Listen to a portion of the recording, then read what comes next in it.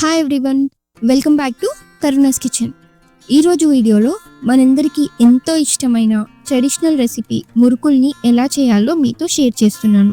మేమైతే మురుకులని అంటాం, చాలామంది వీటిని జంతికలు అని కూడా అంటారు. సో మీరేమని అంటారో కమెంట్ చేయండి. ఈ మురుకులు చిన్నప్పటి నుండి మనందరికీ చాలా ఫేవరెట్ స్నాక్స్ అండి. పండగలు వస్తే చాలు మురుకులు, కర్జకాయలు లాంటి పిండి వంటలు ఇంట్లో అమ్మ వాళ్ళు చాలా బాగా చేసేవాళ్ళు. సో ఇంకా లేట్ చేయకుండా ఈ మురుకులు ఎలా చేయాలో చూద్దాం. సో ఈ జంతికల్ని ప్రిపేర్ చేసుకోవడానికి ముందుగా 3 kgs బియ్యం తీసుకొని, అలాగే ఒక 1/2 kg శనగపప్పు తీసుకొని ఇదిగా క్లీన్ చేసుకొని ఎండలో ఆరబెట్టుకొని పిండి పట్టించాలండి. ఈ బియ్యం పిండి ఇంకా శనగపిండి మీకు డైరెక్ట్గా బయట కూడా దొరుకుతుంది. అలా కాకుండా మన అమ్మ వాళ్ళు చేసే స్టైల్లో రేషన్ బియ్యం తీసుకొని నీట్గా క్లీన్ చేసి ఎండలో ఆరబెట్టేసుకొని దాన్ని పిండి పట్టించుకోవచ్చు. దాంతోపాటు ఒక 1/2 kg శనగపప్పు తీసుకొని అది కూడా నీట్గా క్లీన్ చేసుకొని ఎండలో ఆరబెట్టుకొని పిండి పట్టించాలి. ఈ బియ్యం పిండి ఇంకా శనగపిండి డైరెక్ట్ బయట కూడా అవైలబుల్గా ఉంటుందండి, కానీ అది క్వాలిటీ మంచిగా ఉంటుందో లేదో తెలీదు. సో మీకు పర్ఫెక్ట్ క్వాలిటీ కావాలంటే ఇలా బియ్యం ఇంకా శనగపప్పుని క్లీన్ చేసుకొని ఎండలో ఆరబెట్టుకొని పిండి పట్టించుకోండి. ఇక్కడ శనగపిండి ఇంకా బియ్యం 1:2 రేషియోలో తీసుకోవాలి. బియ్యం పిండి మరీ ఎక్కువగా తీసుకుంటే మురుకులు అనేవి చాలా గట్టిగా వస్తాయండి.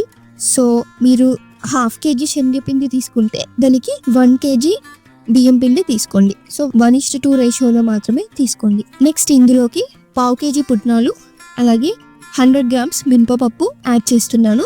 పుట్నాలు యాడ్ చేయడం వల్ల జంతికలు చాలా క్రిస్పీగా వస్తాయి, అందువల్ల నేను ఇక్కడ 1/2 kg పుట్నాలు తీసుకుంటున్నాను. ఇవన్నీ కలిపి నీట్గా పిండి పట్టించి ఆ పిండిలో ఒక టీ గ్లాస్ కారం పొడి, కొంచెం తెల్ల నువ్వులు లేదా నల్ల నువ్వులు, మీ దగ్గర ఏ నువ్వులు అవైలబుల్గా ఉంటే అవి వేసుకోండి. ఈ నువ్వులు వేయడం వల్ల మంచి ఫ్లేవర్ వస్తుంది. సో నువ్వులతో పాటు ఫ్లేవర్ కోసం కొద్దిగా వాము ఉంటే కూడా నలిపి యాడ్ చేసుకోండి. అలాగే రుచికి సరిపడా సాల్ట్ వేసుకొని అంతా కలిసేలాగా బాగా మిక్స్ చేసుకోవాలి. పిండి మొత్తం నీట్గా మిక్స్ అయ్యాక ఇందులోకి కొద్దిగా నెయ్యి లేదా బాగా కాగబెట్టిన ఆయిల్ వేసుకొని మొత్తం కలిసేలాగా నీట్గా కలుపుకోండి.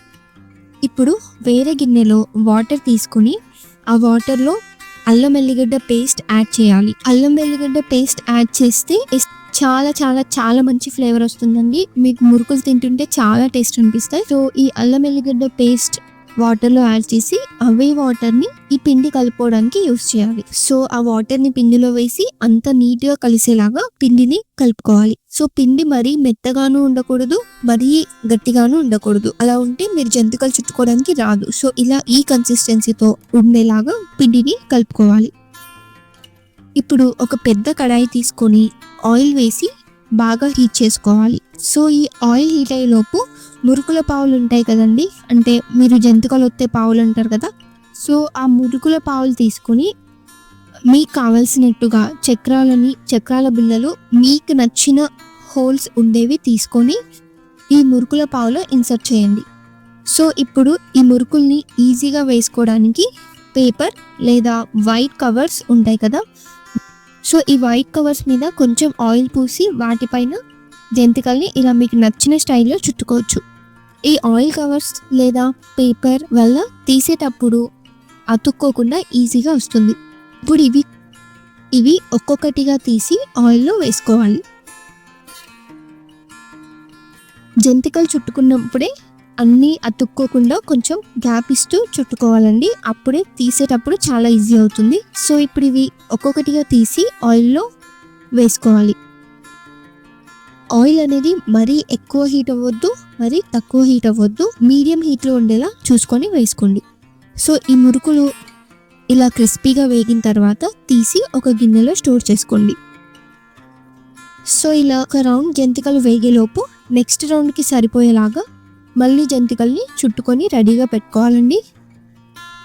అలా కాకుండా మీరు ఫస్ట్ రౌండ్ జంతికలు మొత్తం అయిపోయేదాకా వెయిట్ చేసి మళ్ళీ చుట్టుకుంటే ఆయిల్ అంతా వేస్ట్ అయిపోతుంది. సో ఫస్ట్ రౌండ్ జంతికలు వేగేలోగా నెక్స్ట్ రౌండ్కి సరిపడా జంతికలు ముందుగానే చుట్టుకొని రెడీగా పెట్టుకోవాలి. ఇలా బ్యాచెస్ కింద అన్ని ఆయిల్లో వేయించుకొని తర్వాత ఒక గిన్నెలో స్టోర్ చేసుకొని పెట్టుకోండి. సో ఇవి కొంచెం చల్లబడ్డాక మీరు టేస్ట్ చూడండి, చాలా చాలా చాలా బాగుంటాయి. సో అంతే అండి, ఈ మురుకులు చేయడం చాలా ఈజీ. మీరు కూడా ఇప్పుడు వచ్చే పండుగకి ఈ రెసిపీని ట్రై చేసి ఎలా వచ్చాయో కమెంట్లో చెప్పండి. ఈ వీడియో నచ్చితే లైక్ చేయండి. ఇలాంటి మరిన్ని రెసిపీస్ కోసం కరుణాస్ కిచెన్ని సబ్స్క్రైబ్ చేసుకోండి.